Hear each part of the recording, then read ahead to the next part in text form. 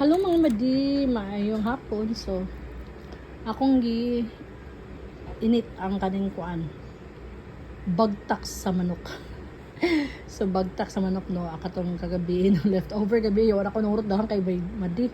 So, akong giinit, akong gi-air fry kay para akong isnakod char, isnakod. So, karon kami kaabot no. Nami gilakaw.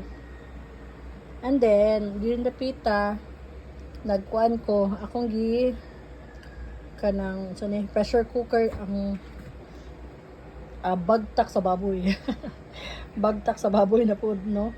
So akong gipahumok ang ang humok na dali no. Just 20 minutes sa air fryer sa pressure cooker. So amo na siyang pritohon no.